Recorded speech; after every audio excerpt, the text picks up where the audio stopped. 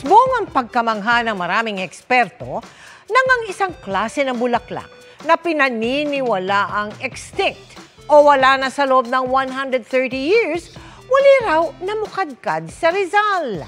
Anong bulaklak kaya ito, Kuya Kim? Ano na?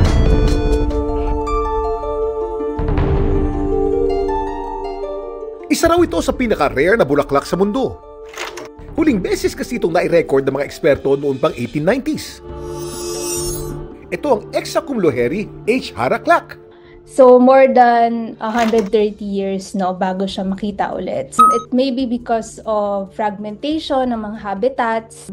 Pwede din dahil masyadong malayo na. Pwede din climate change. Ito lang yung only living population na naitala ng mga scientists so far. Pero makalipas ang mahigit 130 years, ang bulaklak na pinapaniwalaang wala na, muli raw namukadkad sa Masungi Georeserve sa Baras, Rizal. Ang prueba, ang mga larawang ito. Na siya raw pinakaunang litrato ng mga nabubuhay na iloheri sa natural habitat. Kuha ito ng mga researchers mula University of the Philippines Diliman at Philippine Normal University. Ayon sa kanilang pag-aaral na nilathala kamakailan sa Philippine Journal of Science. Ang bulaklak ay kanila raw namataan habang nagsasagawa ng snail survey sa 600 steps area ng Masungi. Nahanap siya ng mga researchers sa humus-rich soil within the limestones, at meron ding fresh waterway na malapit. Dagdag pa nila, tanging sa Masungi Georeserve lamang may mga tumutubong iloheri sa wild.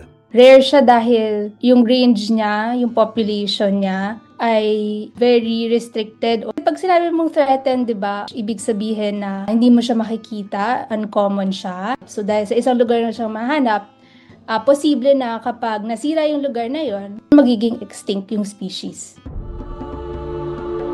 Ang rediscovery ng iloheri, isa lamang daw sa mga rason kung bakit kailangan protektahan ang Masungi.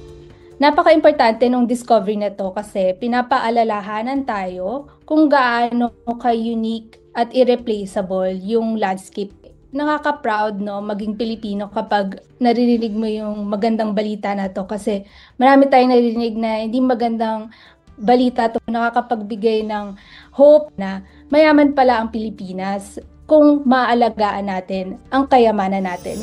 Laging tandaan, importante ang may alam. Ito po si Kuya Kim at sagot ko kayo 24 oras.